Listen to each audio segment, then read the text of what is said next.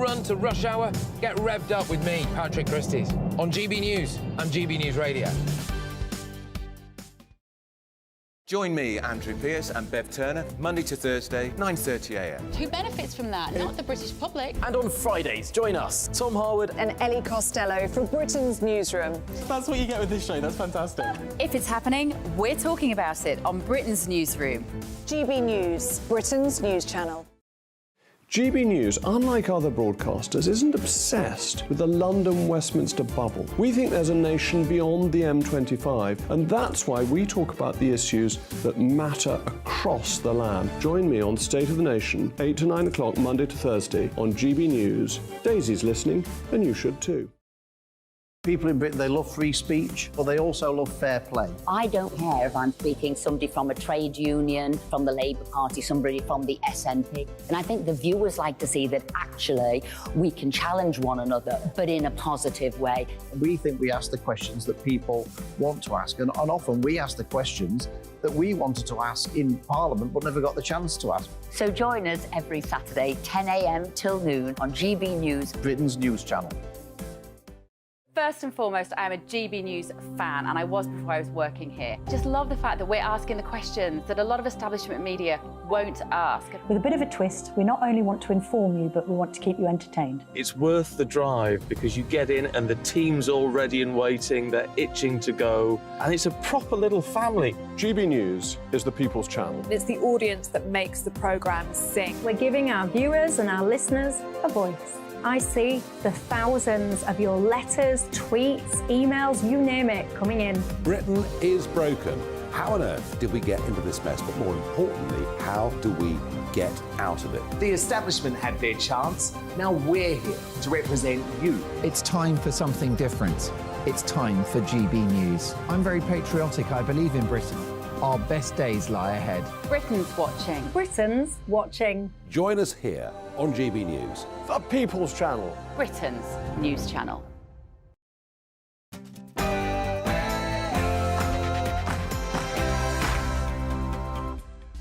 Hello and welcome. This is Calvin's Common Sense Crusade with me, the Reverend Calvin Robinson, on your TV, online and on your wireless. Today we will be reacting to the controversial online safety bill. We'll also discuss the astonishing figure showing that half of pregnancies in under 25s are now ending in abortion. And in a duel, my panellists will be discussing whether the laws around the age of consent should be reassessed. Emma, your initial thoughts? I think that there is a good argument for a staggering approach, so that between the ages of 16 and 18, those people can consent among each other. But I also think that there could be good arguments for keeping it the same or for raising it to the age of 18, so I can be convinced. OK, and Stephen? I think morality is more important than the calendar. And I think we have to actually work on people's motivations, not simply the age. Something can happen the day after your 16th birthday, so I'd leave it as it is. OK, but before all that, it's the news with Tatiana Sanchez.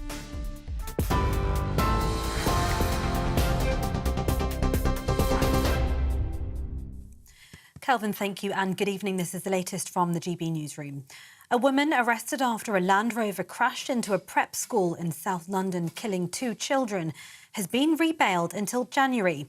The 46-year-old was arrested at the scene on suspicion of causing death by dangerous driving. It happened at an end-of-year tea party at the study prep school in Wimbledon in July. 16 people were treated at the scene of the crash. Several, including a 7-month-old girl, were taken to hospital with non-life-threatening injuries. Boris Johnson has warned Rishi Sunak against delivering a mutilated version of HS2. The former Prime Minister says curtailing over cost with a height of insanity and desperate Treasury-driven nonsense. He's urged the Prime Minister to deliver on the Tories' 2019 levelling up pledge. The government has refused to deny reports claiming the Birmingham to Manchester route will be scrapped. David Cameron has also raised concerns, according to reports in The Times, which claims the planned line to the East Midlands Parkway could also be under threat. Meanwhile, Rishi Sunak's considering plans that would effectively ban cigarettes for the next generation. It would entail steadily increasing the legal age for consuming tobacco, as reported in The Guardian. If implemented by 2026, it would mean anyone aged 15 and under now would never be able to buy a cigarette. Smoking cost society £17 billion, according to government research, with £2.4 billion to the NHS alone. Ministers are also understood to be drawing up plans to ban disposable vapes. Anti-monarchy campaigners have staged a protest inside of Buckingham Palace. Members of Republic staged that protest inside the Grand Hall. They unveiled T-shirts which spelled out "Not My King." 6 of the activists involved were briefly detained by security before being escorted out of the front gate. Meanwhile, hundreds of activists marched to Whitehall in London earlier today, calling on the government to U-turn on Brexit and return to the bloc. Clusters of Metropolitan Police officers monitored that demonstration as protesters in blue and yellow handed out flyers. The UK voted to leave the European Union in a referendum in 2016, called by the then Prime Minister, David Cameron.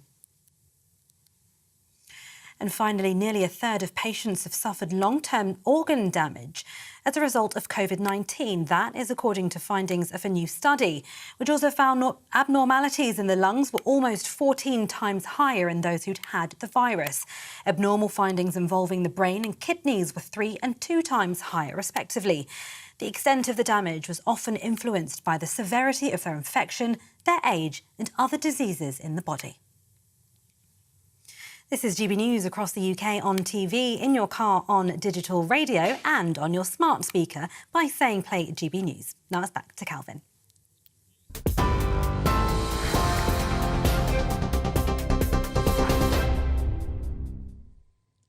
Do we or do we not live in a democracy? Innocent until proven guilty used to be a core tenet of a democratic state. We seem to have done away with the entire facade. The accusations against Russell Brand are coming in thick and fast, and it should be noted, if they are true, it is absolutely awful, and if he is proven guilty in a court of law, we should expect him to face severe consequences. But that is just the point, isn't it? Even a man like Brand deserves due process. Mainstream media has become judge, jury, and executioner. It leaves one wondering, what is their motivation? In the instance of Russell Brand, Channel 4 and The Times teamed up together in a massive takedown and character assassination that has taken over the headlines of the legacy media for over a week now. Why? Well, he has amassed an audience bigger than both Channel 4 and The Times combined. Independent media like that is a threat to the establishment, especially when you start talking about things the establishment would rather you not, like this.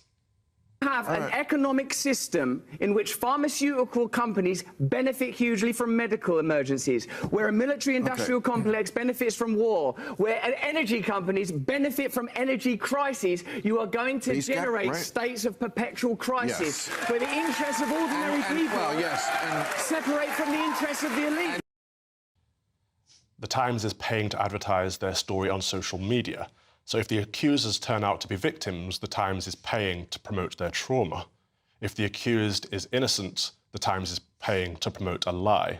Surely this highlights why the correct place for accusers to go is to the police and not to the mainstream media. And it seems they didn't go to either, actually. It's the media who sought them out. I cannot wait for the Times and Channel 4 to collaborate again, this time to name the names of high-profile individuals on Epstein's list. I wonder when they'll be airing the Dispatch's special about Epstein's Island, but I won't hold my breath. But this goes much further than legacy media. Our democratically elected parliament has been getting involved too, in an incredible case of state overreach. Rumble, a pro-free speech alternative to YouTube, made it known this week that they had received a letter from the chair of the Culture, Media and Sport Committee, putting pressure on Rumble to cut Brand off from his revenue stream. TikTok, Twitter, and apparently YouTube all received the same. Here we have a case of UK Parliament engaging directly in cancel culture. The very people who should be protecting the presumption of innocence have done away with it and are actively seeking to ruin a man and leave his family to fend for themselves. Again, we must ask, why?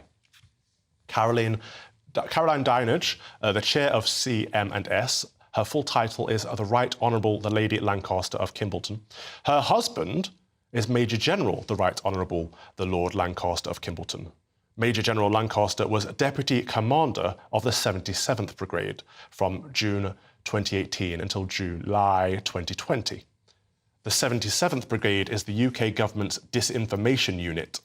They use social media to manipulate the British public through psyops and propaganda. Cancel culture is their modus operandi.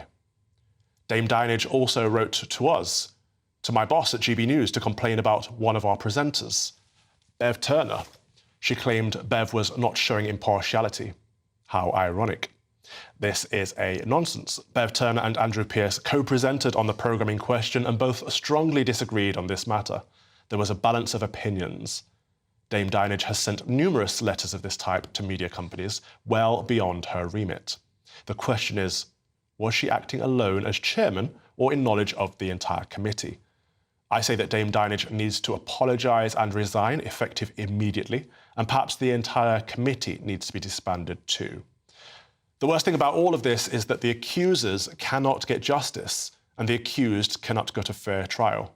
If the accusers do turn out to have been victims of a crime, they're unlikely to obtain justice because the establishment, both the mainstream media and Parliament, have interfered beyond belief.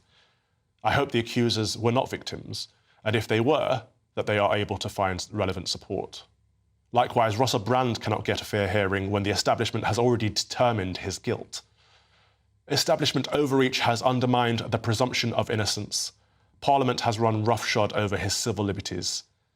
And I've never actually been a fan of Brand personally, although it does seem he has grown out of his crass degenerate stage, and I hope he has repented. But regardless of all of that, it's clear that this is an orchestrated character assassination attempt, and we have to keep asking the question, why?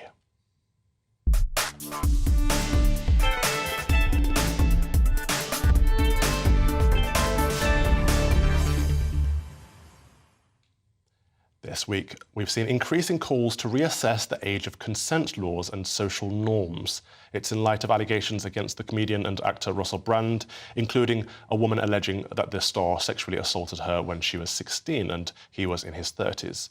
Mr. Brand denies any wrongdoing, which brings me to this week's Jewel.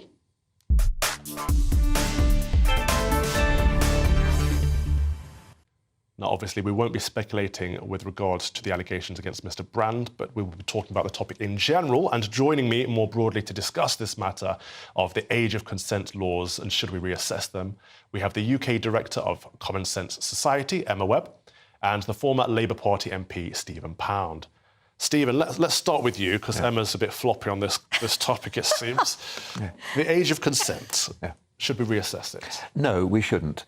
We have to have a line there. But look, the single most important thing is the individual morality of the person and the family. What does that mean? Yeah, what it means is that I think everybody would accept the fact that promiscuous sex under the, when you're a teen, when you're 13, 14 or 15 is bad. I think we can accept that. It's physically bad, it's mentally bad. I think everyone in this room would accept that, but I don't think everyone If we can do that. So the idea is that when this legislation went through the House, and I was there at the time, we decided that it wasn't absolutely purely a Manichaean black and white issue. There were certain ones. For example, a teacher who has sexual relations with a student who may be over 16 is still breaking the law because he or she, in many cases, in fact, she is in a position of authority. So the law is sufficiently nuanced to deal with those strange cases. I think if I may say so without insulting you, your very well balanced exegesis on the earlier subject actually shows how sometimes we can make law in haste and repent, obviously in leisure. I think in this particular case, for various reasons, if you look at the rest of Europe, I mean, it was 14 in Portugal, even younger in Poland. We've got an agreement in this country, and I think 16 is a reasonable age, with the exceptions for people in a position of authority. And if we start changing it either upwards, it's unenforceable. We're not going to have a police officer in the bedroom. It's not going to be enforceable. If we take it in the other direction, I'm sorry, that worries me. I agree it's not enforceable, but I think it's about setting a societal standard. Emma, I think, we raised the age of buying tobacco from, was it 15 before? It's now 18. The age to drive is 17, the age to drink is 18. Should we not be raising the age of sex to a similar matter? It obviously is a problem that there is a disparity between the age of consent sexually and the legal age of becoming an adult. Right. The reason why, and I know that you said that this is being floppy, but I think it's being prudent and realistic. I don't think that there will be a lot of appetite amongst the British public, given that the age of consent has been 16 for some time now. And that is something that is established in people's minds. I don't think that there would be much appetite for actually criminalising young people between the ages of 16 and 18 for having sex with one another. I think that there is, when I saw this suggestion in this week's press, I think that there is a reasonable argument to be made for that sort of staggering approach. It seems sensible to me that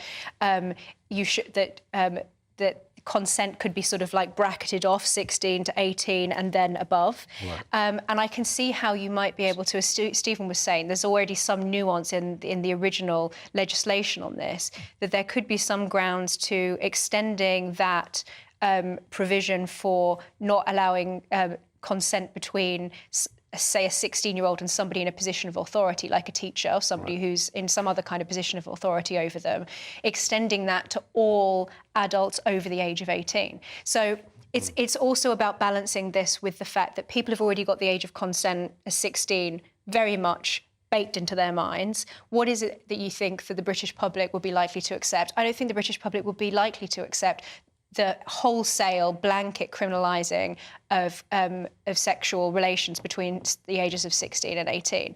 But I do see where you're coming from, Calvin, which is that we should be discouraging, and I don't think it's something for the law. I think that it is a much stronger case to try and make the case through culture that people under the age of 18, maybe even people under the age of 20, should not be engaging in promiscuous activity with one another, that it's unwise to do so. But I don't think it's something that you can, use legislation as a tool to try and... But one thing that is absolutely terrifying, I was a governor of a primary school for many, many years. That's, children from sort of 3 or 4 up to the age of 11.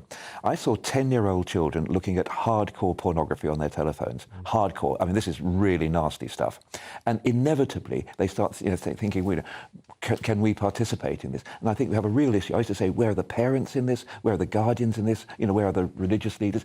Who is actually helping these children? Because if you allow people simply to actually take that path of instant gratification, then you cause a lot of hurt. And we already know this huge number of unwanted pregnancies in very, very young children, young women in their 15, 16, 17 years old. I think it's really, really difficult. Now, it's very easy for a person of my age who's, if you've got the age of consent, I'm probably past the age of participation, to be perfectly honest. But, it's easy for someone like me to pontificate. But I think I have the right, just as Father Robinson has, to actually say, look, this is where I stand. I can do no other. This is my position of morality. And I cannot believe that anybody honestly actually believes that legal sexual actions under the age of 16 are in anybody's interests. You make a good point, and we'll come to this topic later, but of that age bracket of 16-year-olds, 60% of pregnancies actually end in abortion at the moment, so there's certainly an issue to be raised further along the lines. But we will get to that. Plenty more to come on this show this afternoon on my Common Sense Crusade. Next up, though, we'll be discussing implications of the controversial online safety bill with Bryn Harris from the Free Speech Union. Don't go away.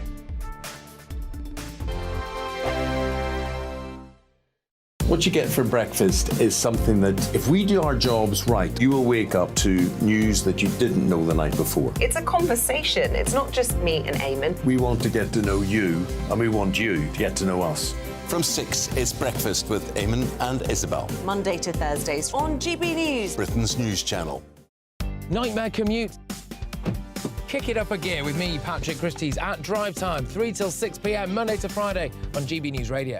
You can listen online and on DAB+, on the smart speaker app and on the GB News app. And if you've got an Alexa, all you have to say is, Alexa, play GB News. We're also on TuneIn and the Radio Player apps. From the school run to rush hour, get revved up with me, Patrick Christie's, on GB News and GB News Radio.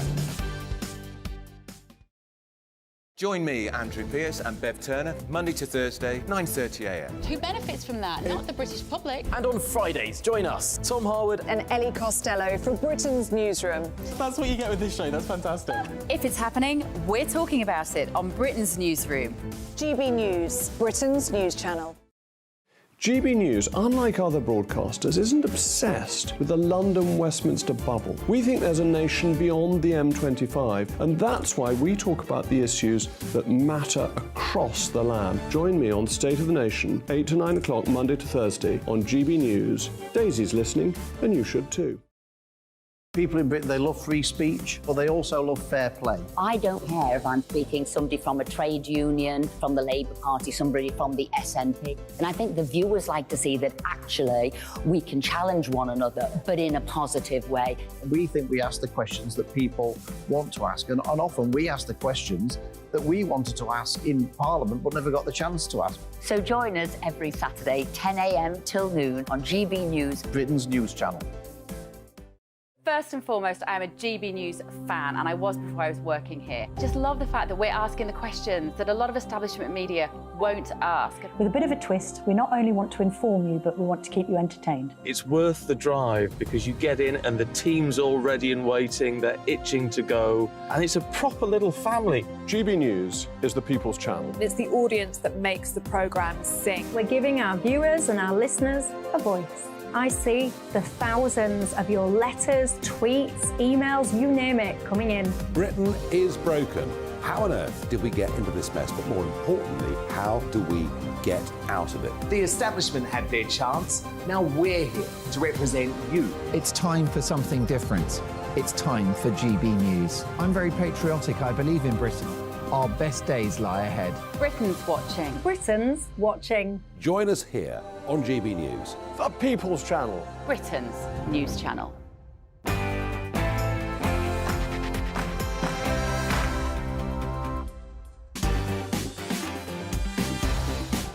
On Mark Dolan tonight, in My Big Opinion, the civil service is teaching its staff that men are women and other bonkers woke ideologies. The civil disservice needs a complete overhaul.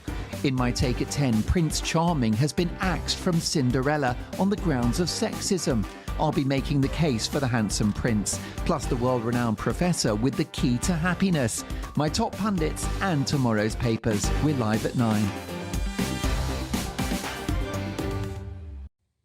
Welcome back to the Common Sense Crusade with me, the Reverend Calvin Robinson, on your TV, online and on your wireless. This week saw a controversial new law passed by peers aimed at making social media firms more responsible for users' safety on their platforms. The online safety bill has taken years to be agreed and will force firms to remove illegal content and potentially harmful material. Children's charity, the NSPCC, said the law would mean a safer online world, but critics argue it'll allow a regulator and tech firms to dictate what may or may not be said online. The chief legal counsel at the Free Speech Union, Dr. Bryn Harris, joins us now. Dr. Bryn Harris, thank you for joining us. Thank you. This has been in the works for around 6 years. It's been in Parliament for a long time, back and forth. And we have achieved some successes, haven't we, first and foremost? Yeah, that's right. It's been a long, gruelling process. There was a period when Michelle Donnellan was in the hot seat at DCMS, and she did strip out some of the particularly offending provisions. Yep. Now, the notorious one that many of us were concerned about, and certainly at the Free Speech Union, was a requirement to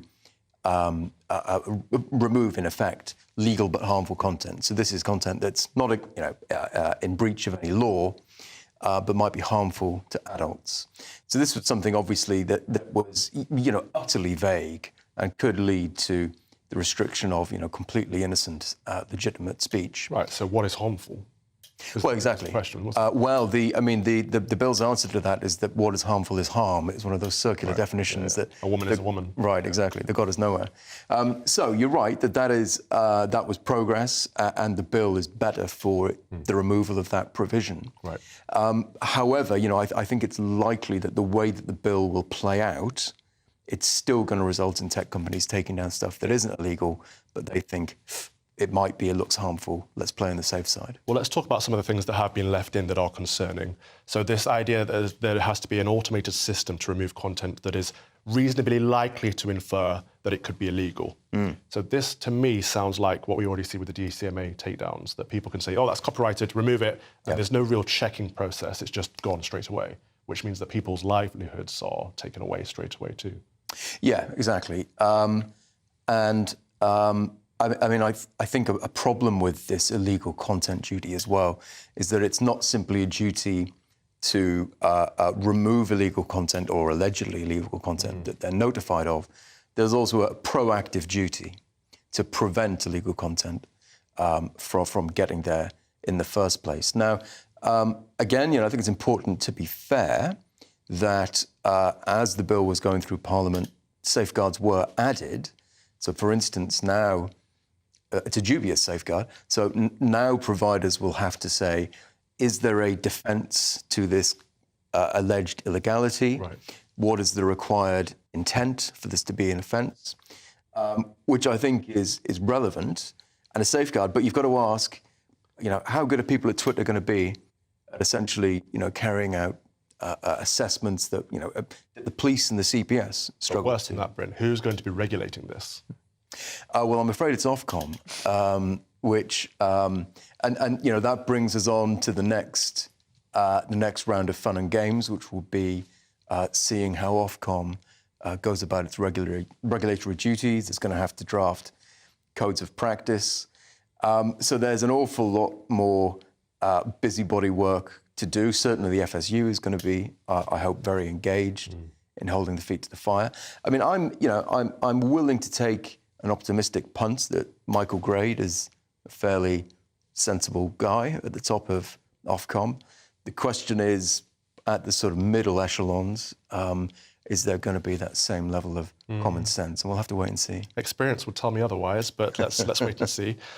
Because they're going to be setting the guidelines and how they're going to police those guidelines, aren't they, essentially?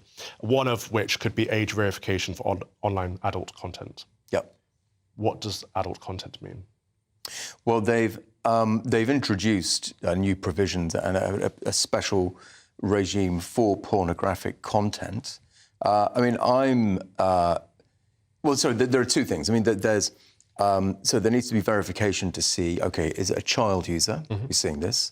And if so, then special duties apply to prevent children from harm. Which is a good thing. Which is a good thing, exactly. And we've never had any problem with that. I think there are questions to be asked about how well are providers going to be able to say, okay, this is a child using the net now, and we can surgically, just restrict what they see. What you might see is a sort of an overcautious approach that says, let's just be safe as a whole to make sure we don't accidentally expose children to harmful content. And this is a general problem with the bill, of the Act as it is now. The incentives and the risks, it incentivises extreme overcaution to avoid these sort of swinging swinging fines by Ofcom. But generally, yes, I think you're right. The steps that the bill takes to protect children, I think, are absolutely fine. At one point, it was possible that the government would have seen sense and realised all we need really is a children's safety bill. And I think that would have solved a lot of the problems. Yes. Exactly, but unfortunately that didn't win through. So because this might take away anonymity and make people have to provide some kind of identification for a lot of online websites, not just pornography, but in general, to go on the adult internet, you might have to sign up with a passport or a photo ID or of some kind, which I think a lot of freedom lovers might be against. I want to get my panel's thoughts on this because it is a tricky area. There is a bit of grey ground because I'm assuming both of you are against pornography. Yes. Yes. Okay. So we do want to protect children. Looking at it or appearing in it? Stephen. I'll start with Emma, I think. Derailed. Immediately derailed. We want to protect children from harmful and adult content. However, we also want to protect adults' anonymity online as such, right? So I agree with what Bryn said there, that this should have been, from the beginning, I think it should have been a child safety bill.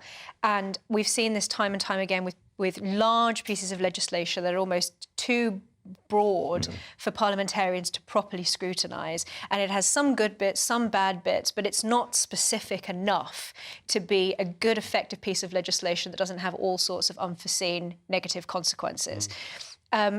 One thing that I was concerned about particularly this week, coming to the privacy point, which is that the Home Secretary, just as this bill was passed, the very same day it was in the press that the Home Secretary was trying to put pressure on Meta to not go ahead with their plans to encrypt some of their other apps. So WhatsApp's already encrypted, but I knew this would bother you. And so I think it's extremely concerning that you can see how this could easily be used. There's obviously a connection between privacy and free speech because we've seen attempts in the past with other legislation such as previous drafts of bills like the Scottish hate crime bill trying to encroach on private speech, speech in private dwellings.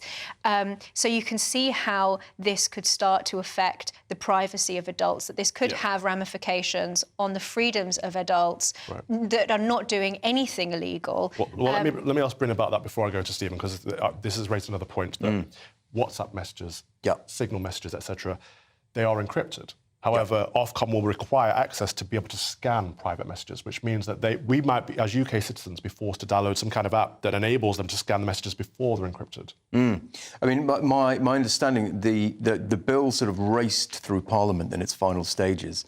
And my understanding is that there was backtracking from the government on encryption, and so the worst of it has been averted. But I think you're absolutely right that there's a serious... There's this very strange thing. We have a burgeoning privacy law in this country, and then these complete blind spots where we say that people's WhatsApp messages, especially if you're saying something offensive, are fair game. All the time. Yes, it's exactly. So I mean, that is worrying. I mean, I think the thing that Emma got completely right, and I wholly agree with, is that, I mean, this bill is sort of philosophically flawed. It treats the web as this sort of specific dangerous phenomenon, like dangerous dogs or e-scooters, and it says, and we can have a law that regulates all of it. Right. Well, you can't, because the web is just a place where we live our life and do all sorts of things. And so what you've got is this behemoth, monstrous bill that regulates a vast range of activity. And I think it's going to make our lives, our daily lives, more regulated, more intruded upon by rules. Because we live in an authoritarian state. I want to end with Stephen Pound's thoughts on all of this. It's hard to think that, I mean, I was in the House when this bill started. This is about 6 years ago. And what we were talking about at the time was, in fact, not so much about pornography. It was about a particularly horrific scale of suicides that had been encouraged by people. And apparently there's places on the web where people actually encourage people and they say, are you going to get the bus tonight? And people actually kill themselves on. And I'll be honest, that horrified us in the House. And there was this awful thing. The worst thing that a politician can say is something must be done, because quite often it's best not to do something. But the assumption that we had when this bill came before the House was that we could do something about it. Well, we can't. We can't control, the dark web. We can't control the really evil stuff. What we can hopefully control is set a standard for the people who might be drawn into that. And I think that the real problem I have is the old, who judges the judges, who guards, And the point is, if somebody is going to say that this particular content is so foul, so egregiously awful, that not only should you not be allowed to see it, but you should actually be penalised and punished. Who makes that judgment, and then who judges those judges? Right. Because that, I still don't see the answer. We may all hear, as sort of reasonable people here in London, we may say, these are our standards, this is our morality. Not everybody has that standard. Not everybody has that morality. And I'm just worried, is somebody somewhere simply going to say, no, no, no, yes, we'll allow that? Well, I don't give them the right to do that. Who does? Amen. Thank you very much, Stephen Pound. And thank you, Dr. Bryn Harris from the Free Speech Union. Plenty more to come this evening on a Constance Crusade, including the staggering new stats showing that half of Gen Z pregnancies end in abortions. Before that, though, let's see how the weather's looking. A brighter outlook with Boxed Solar. Proud sponsors of weather on GB News. Hello there, welcome to your latest GB News weather forecast. I'm Craig Snell. Well, looking ahead to Sunday, a very different day compared to today. Spells of heavy rain, especially across the northern half of the UK. That's all courtesy of this area of low pressure. It will move the area of high pressure away towards the continent, giving a very unsettled day for some of us. May hang on to the largely settled conditions at times across the southeast. But as we go into tonight, you can see this area of rain gradually working its way eastwards across many parts of the UK. Heaviest the rain across Scotland, the southeast just remaining largely dry with the clearest of the skies. But for all of us, a milder night than last night. We will see lows falling not much lower than around 10 to 12 degrees. But we do start Sunday off on a rather wet note across parts of Wales into the Midlands. This area of rain will gradually work its way northwards as we go through the course of the day, turning quite heavy for parts of Northern Ireland and Scotland. A thoroughly wet afternoon to come here, but it will turn brighter and drier across the south. So some sunshine to end the day here. Feeling quite warm, 21 degrees down towards the southeast. Elsewhere, the temperature's tempered somewhat by that strong wind.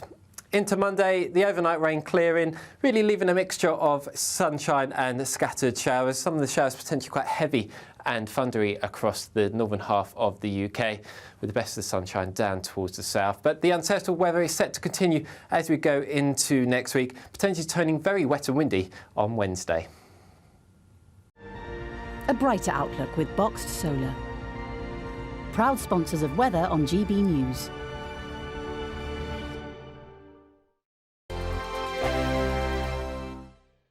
The Live Desk with me, Mark Longhurst. And me, Pip Thompson.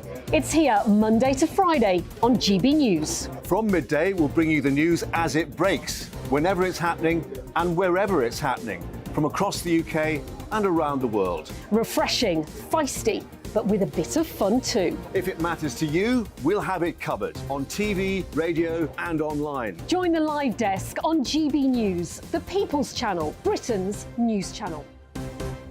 So Jubes & Co, we tackle the issues of the day with real robust debate, both sides of the fence, battling it out with me in the middle with my forthright opinions and views. And often really interesting things happen because you start with a position and then by the end of the debate you find actually, well, I might not have thought about that one. What we need in this country is 2 new political parties. You should maybe think about doing a 2024 calendar. I'm Michelle Dewberry and I'm keeping you company right through until 7 o'clock this evening. GB News, the People's Channel, Britain's watching. Monday to Thursday, 9 p.m. till 11 p.m. Join me, Dan Wootton, for 2 hours packed full of unfiltered opinions, unique takes, and fiery debates. I guarantee you blockbuster guests and exclusive reporting with no spin, no bias, no censorship. I think there is a culture of collusion, quite frankly. And no reason to go to bed. That's Dan Wootton tonight on TV, radio, and online. Monday to Thursday from 9 p.m. till 11 p.m. only on GB News, Britain's news channel. In a world of dull and predictable radio and TV shows. Oh, hi. On Mark Dolan tonight, we've got big guests. We drill into the big stories of the day. The show adds up to a brilliant listening and viewing experience.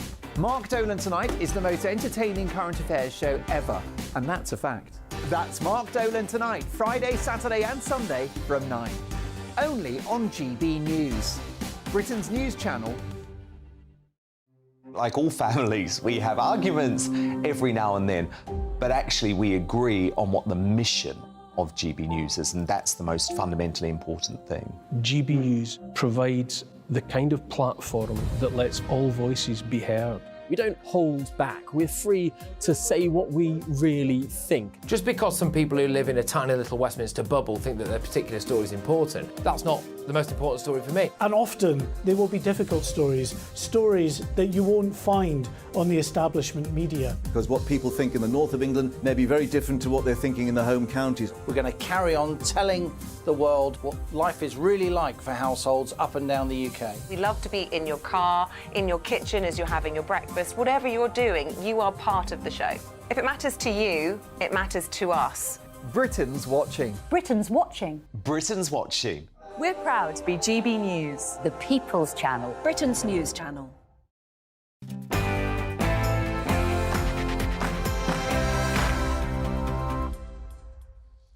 Welcome back to the Common Sense Crusade with me, the Reverend Calvin Robinson, on your TV, online and on your wireless. Now, last year, half of all viable pregnancies for Generation Z, that's women under 25 years of age, ended in elective abortion. That's according to Christian Concern, who've been delving into the figures from both the ONS and the Department of Health and Social Care. Moreover, the pregnancy rate for young women and girls aged between 15 to 24 has been falling year on year. Let's discuss this then with Michael Phillips from the Christian Legal Centre. Michael, thank you for joining us. This is such a sensitive topic, and I appreciate you guys have put a lot of work into this. But can you just give us an outline of what this actually means for our society? Yes. So what we've seen happening is that over the course of the last 40, 50 years, is that we've gone from a situation where abortion was legal and still is technically illegal to a situation where it's become a form of birth control. We've had 8 million abortions since 1967.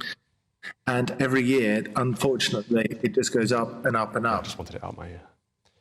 And at the same time, we're seeing viable pregnancies drop as well. Is this a direct correlation? Yes.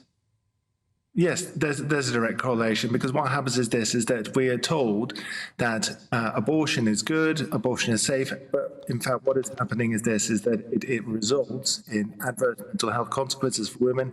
There is a chance that future pregnancies will be adversely affected by the fact that you've had previous terminations of pregnancies. It has knock-on effects throughout a woman's life and throughout society.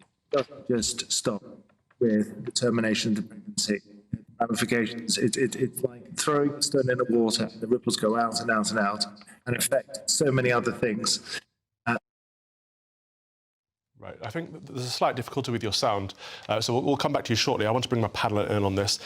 Emma Webb, I spoke in the last segment that teenage girls around the age of 16, 60% of their pregnancies are leading to abortions at this stage. So that's the vast majority. What do you think's changed or affected society to make it reach that point? Well, firstly, I think that this is really sad. I think that we live in a society that is becoming increasingly culturally anti-marriage, anti-family. It's kind of default the assumption, I think, for people who are under the age of 20 particularly, that if you end up getting pregnant as an unplanned pregnancy, then you have an abortion, and that's just the way that things go, that there's not really another option there for people. I think because of the way that pro-life activism has been demonised, I think that it's become less likely that younger people will be exposed to the other options that might be available to them. But fundamentally, I think that there are a lot of, pro-choice activists or people who have a pro-choice opinion who would look at these numbers and still think this is terribly sad, because they're not, they don't hate babies. They don't want women to not be having babies that they might otherwise want to have. And that's an important point. This isn't a pro-life versus pro-abortion debate. This is a conversation about why are so many young women terminating. But there are some people, and you see a lot of them on the internet, on TikTok, on online social media platforms, who are not just pro-choice, they are pro-abortion. They'll do things like we saw recently, a trans person posting saying that they wanted to be the first trans woman to have an abortion. People posting cakes that are celebrating their abortion day and things like this. So I think young people are being exposed to a culture that is is increasingly anti-child. It's an increasingly anti-baby culture. It's seen as something that will utterly destroy their life, and there is no other option before them. OK, I'll go back to Michael before I go to Stephen, because I understand, Michael, you're back there. Does what Emma's just said, does that correlate with your research? Yes, it does.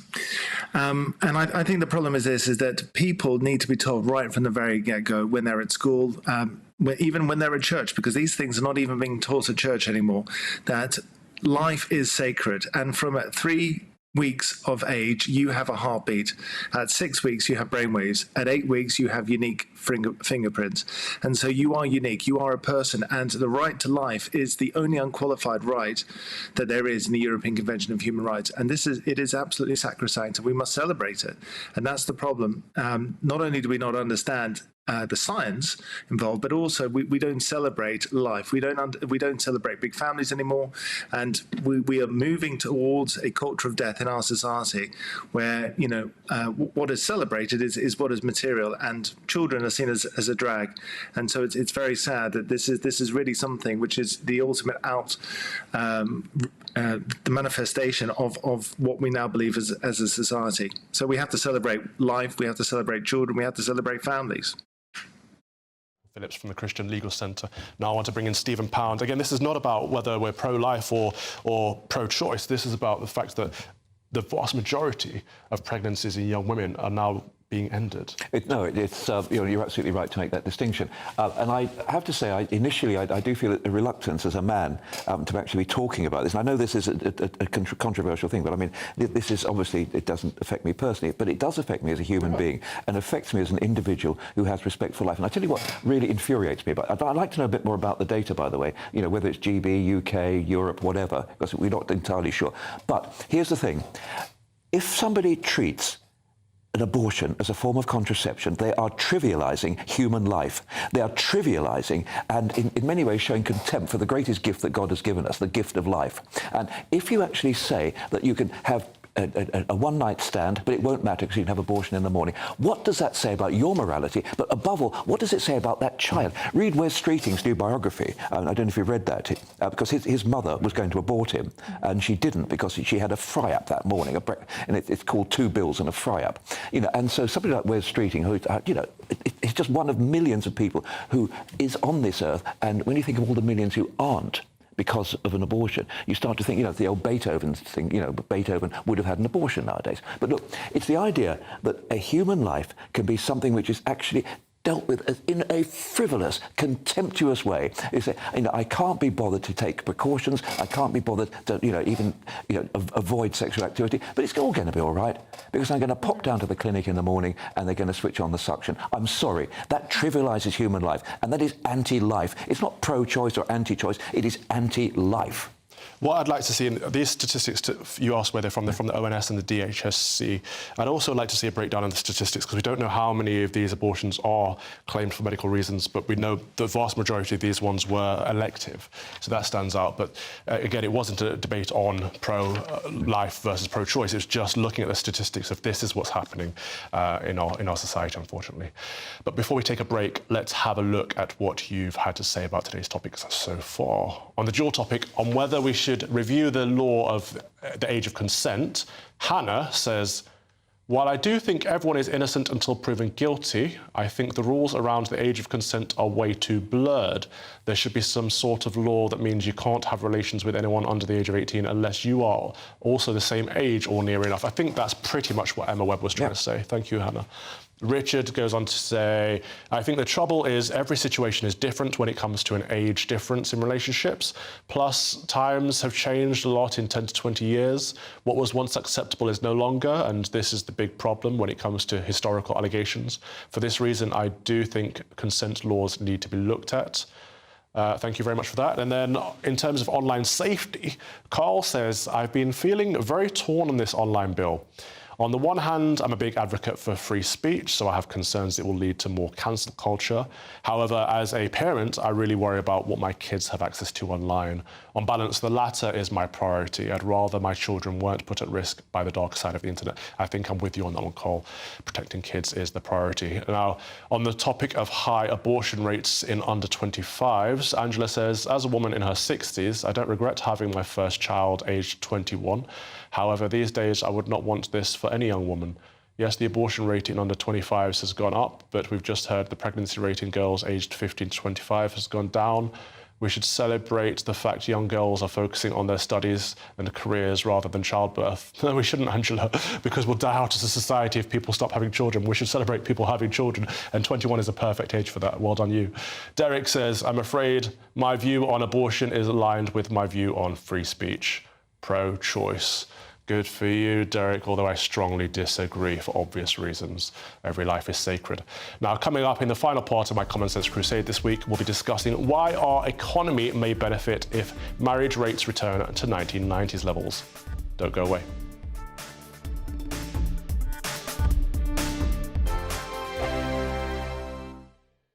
Monday to Thursday nights on GB News. At 6, it's Dubes & Co. 7 o'clock, Farage. At 8, join Jacob Rees-Mogg. And at 9, Dan Wootton Tonight, followed by Headliners. On TV, radio and online. This is GB News. Now then, Lee Anderson here.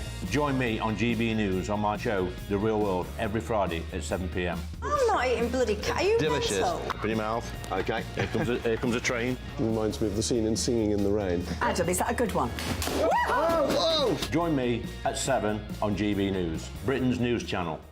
Join me, Camilla Tominey, on Sunday mornings from 9:30, taking the politicians to task and breaking out of SW1 to see how their decisions are affecting you across the UK. Bursting the Westminster bubble every Sunday morning, only on GB News, the People's Channel.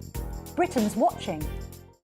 Join us every night on GB News at 11 p.m. for Headliners, which is 3 top comedians going through the next day's news stories, which is exactly what you need, because when the establishment has gone crazy, you need some craziness to make sense of it. So join us 11 p.m. every night on GB News, the People's Channel, Britain's news channel. I'm Andrew Doyle. Join me at 7 o'clock every Sunday night for Free Speech Nation, the show where I tackle the week's biggest stories in politics and current affairs with the help of my 2 comedian panellists and a variety of special guests. Free Speech Nation, Sunday nights from 7 on GB News, the People's Channel, Britain's news channel. Every Sunday from 11, join Michael Portillo. There will be topical discussion, looking at the week before and the week to come. So kick back and relax at 11 a.m. on Sundays on GB News with me, Michael Portillo. GB News, the People's Channel, Britain's news channel. I joined GB News because I was sick and tired of not hearing my views being represented, not just mine, but so many people that I knew and spoke to. I just couldn't get my voice out there. I couldn't say anything. I couldn't do anything. Whatever the narrative was, I kind of had to follow it. GB News is there to provide a voice for those who have been ignored by the establishment media. We think different things, we've got a different style. GB News is here to be optimistic and positive about the future. It's real kind of dynamic and flowing, with the audience very much at the heart of it, like a big family. Here at GB News, we talk about the things that matter to you. Hearing the voices from right across our towns and cities, especially our towns. All sides of the argument represented with a heavy dose of opinion. We're on a mission here to make a difference. And the GB News family really is here for you, and whatever time of day you can watch or listen. Britain's watching. Britain's watching. We're proud to be GB News, the People's Channel, Britain's news channel.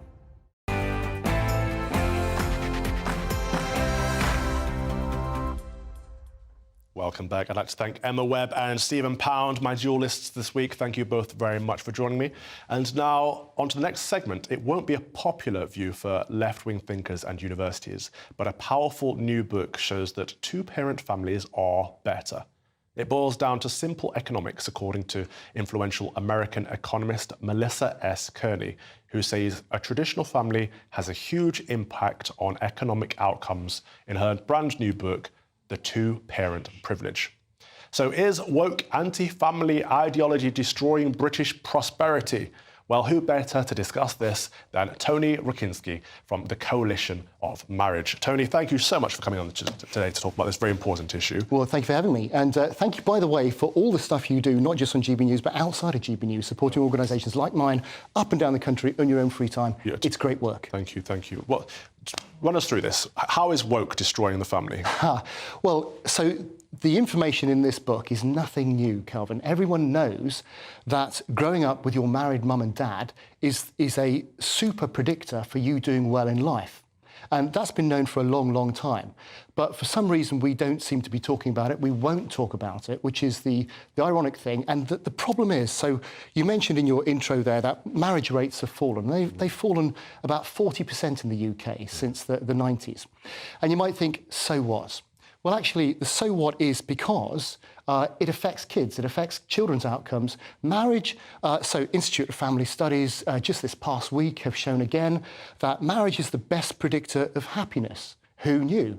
Marriage is the best predictor of kids doing well in school, of kids having good mental health, of kids doing better financially in life, of kids having good physical health. So many different things. Marriage, for some reason, growing up with your married biological mum and dad has an impact and makes a big difference. But it's not just that. You see, when you look at, so the marriage rate has fallen across the place, across the Western world, really. Yeah. But the impact is different. So if you look at, I think Marriage Foundation did some research, 90% of the richest mums are married. Only 20% of the poorest mums are married. Now, that's a massive difference. And so the people, the less well-off in society, who could really do with the benefits that marriage brings, both to them as adults and to kids, are not getting married and suffering because of it. And yet, we'll talk in schools and we'll talk in the media, anything but marriage. And the irony is, of course, that what Matthew Goodwin might call the elites, you know, the kind of liberal elites, university graduates, blah, blah, blah. Those people are more likely to get married and live good lives, you know. Whilst down talking it. Absolutely right. And it's like, you know, they'll talk left but walk right, if you like, from that point of view. And so my question is, Coalition for Marriage, the UK's largest pro-marriage organisation representing tens of thousands of individuals and groups who promote man-woman marriage. Yeah, and we got supporters from all faiths and none.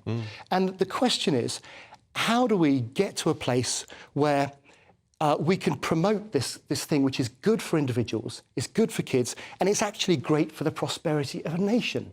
And I get that some people are offended by that concept. And, you know, we can go into that if you want to. And even, you know, it's not a question of... you recognise that sometimes marriages don't work. You know, adultery, abuse, abandonment. No one should have to put up with that stuff. But on the whole, on a population basis, marriage is a really, really good thing. How do we overcome our little stuck in a rut place now where we can talk openly, teach kids about the benefits of marriage, and that actually growing up and being married and having kids... It's the most fulfilling thing you can do. An objective good is an objective good. So people can talk about alternative lifestyles as much as they want, but you should still be able to promote... And that's the key thing. Family. This isn't a value judgment, right? This isn't saying, oh, my values are this and your value... This is looking at the data, looking at the stats. And it's not a close-run thing, right? Growing up with your married mum and dad, it's immense in terms of the outcomes and the benefits. Yes, there's always examples on both sides where it doesn't work and it does, but on a population basis, it's the most important question in our society today. You know, Carl Truman says marriage is at the heart of our culture war, and it absolutely is. And as an organisation, our question is, how do we get the conversation back to that? Not because, you know, it's a preference or it's an ideology, but because it's good for a nation. Well, in 1970, in this nation, 84 out of 1,000 men were married. Now, today, 7 out of 1,000 men are married. How do we flip that back round?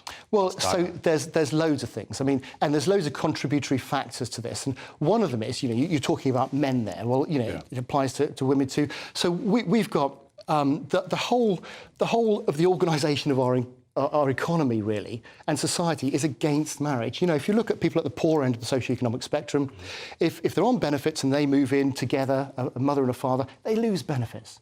So you're punishing people to get... There's, you know, for people who get married and stay married, there's no benefit in the tax system whatsoever. Other countries are looking at these things. You've then got the idea of, well... So one way would be to legislate in favour of the family. Well, yeah. I mean, I suppose the first thing to do would be to recognise the fact that actually promoting, you know, man-woman marriage is a good idea. That's a good starting point. And I think if people want to learn more, they should go and check out the Coalition for Marriage. Thank you very much, Tony, for joining us. Thank you. Through that.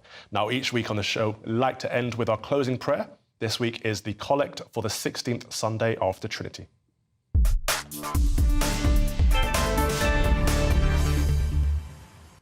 O Lord, we beseech thee, let thy continual pity cleanse and defend thy church, and because it cannot continue in safety without thy succour, preserve it evermore by thy help and goodness, through Jesus Christ our Lord.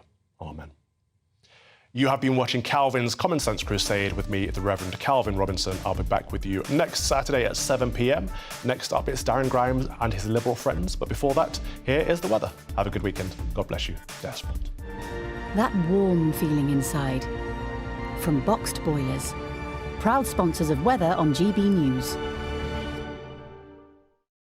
Hello there, welcome to your latest GB News weather forecast. I'm Craig Snell. Well, looking ahead to Sunday, a very different day compared to today. Spells of heavy rain, especially across the northern half of the UK. That's all courtesy of this area of low pressure. It will move the area of high pressure away towards the continent, giving a very unsettled day for some of us. May hang on to the largely settled conditions at times across the southeast. But as we go into tonight, you can see this area of rain gradually working its way eastwards across many parts of the UK. Heaviest the rain across Scotland, the southeast just remaining largely dry with the clearest of the skies. But for all of us, a milder night than last night. We will see lows falling not much lower than around 10 to 12 degrees. But we do start Sunday off on a rather wet note across parts of Wales into the Midlands. This area of rain will gradually work its way northwards as we go through the course of the day, turning quite heavy for parts of Northern Ireland and Scotland. A thoroughly wet afternoon to come here, but it will turn brighter and drier across the south. So some sunshine to end the day here. Feeling quite warm, 21 degrees down towards the southeast. Elsewhere, the temperature's tempered somewhat by that strong wind. Into Monday, the overnight rain clearing, really leaving a mixture of sunshine and scattered showers. Some of the showers potentially quite heavy and thundery across the northern half of the UK, with the best of the sunshine down towards the south. But the unsettled weather is set to continue as we go into next week, potentially turning very wet and windy on Wednesday. That warm feeling inside. From boxed boilers, proud sponsors of weather on GB News. What you get for breakfast is something that, if we do our jobs right, you will wake up to news that you didn't know the night before. It's a conversation. It's not just me and Eamon. We want to get to know you, and we want you to get to know us. From 6, it's Breakfast with Eamon and Isabel. Monday to Thursdays on GB News, Britain's news channel. Nightmare commute?